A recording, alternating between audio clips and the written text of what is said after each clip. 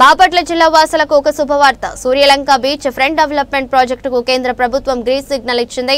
స్వదేశ్ దర్శన్ 2.0 పథకం కింద 97.52 కోట్లను మంజూరు చేయించుకోవడం చాలా ఆనందంగా ఉందని గ్రామీణాభివృద్ధి కమ్యూనికేషన్ శాఖ కేంద్ర సహాయ మంత్రి డాక్టర్ పెమ్మసాని చంద్రశేఖర్ గురువారం స్వయంగా ప్రకటించారు. కాగా అన్ని ప్రాజెక్టుల వలె ఈ ప్రాజెక్టుకు కూడా అయ్యే పూర్తి ఖర్చును కేంద్ర ప్రభుత్వం భరిస్తుందని ఆయన ఈ ప్రకటన ద్వారా స్పష్టం చేశారు. ఈ ప్రాజెక్టు పనితీరును పెమ్మసాని వ్యక్తిగతంగా ఢిల్లీలోని తన కార్యాలయం నుంచి పరిశీలించారు.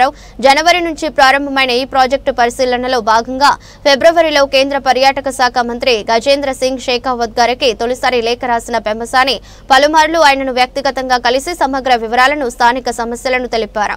ఫలితంగా సూర్యలంక బీచ్ అభివృద్ధికి లేఖ రాసింది. మొదలు కేవలం 45 రోజుల్లోనే 97.52 కోట్లను బాపట్ల జిల్లాకు సేకరించి పెట్టడంలో పెమ్మసాని కీ రోల్ పోషించారు.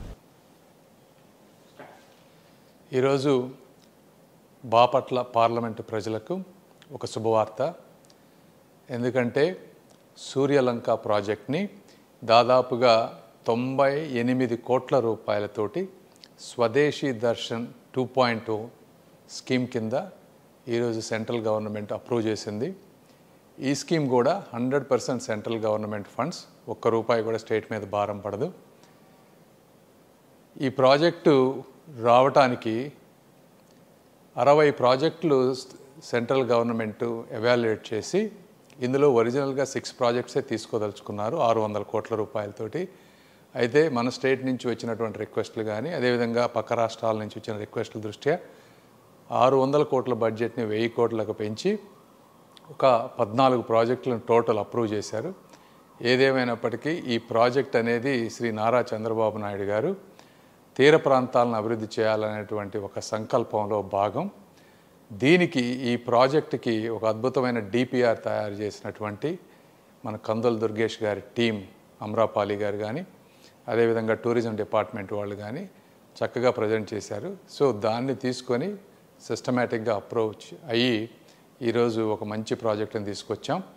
దీనివల్ల అక్కడ వేలాది మంది ప్రజలు సూర్యలంక బీచ్కి వస్తూ ఉన్నారు. వాళ్ళకి ఒక ఇంటర్నేషనల్ స్టాండర్డ్ ఫెసిలిటీస్, పార్కింగ్ కానీ, ఒక షాప్స్ కానీ, లేకపోతే మొబిలిటీ కానీ, కాటేజెస్ కానీ ఇవన్నీ ఉండి ఆ తీర ప్రాంతంలో ఉండేటువంటి చిన్న చిన్న వ్యాపారులకి అందరికీ కూడా దీనివల్ల మంచి జరగబోతూ ఉంది. కాబట్టి ఈ అద్భుతమైన ప్రాజెక్టుని శాంక్షన్ చేసినటువంటి మంత్రి గారు గజేంద్ర షెకావత్ గారికి, అదేవిధంగా శ్రీ నరేంద్ర మోదీజీ గారికి, శ్రీ నారా చంద్రబాబు నాయుడు గారికి, పవన్ కళ్యాణ్ గారికి, అందరికీ కూడా మా స్టాఫ్కి అందరికీ కూడా ఒకసారి కృతజ్ఞతలు చెప్తా ఉన్నాను.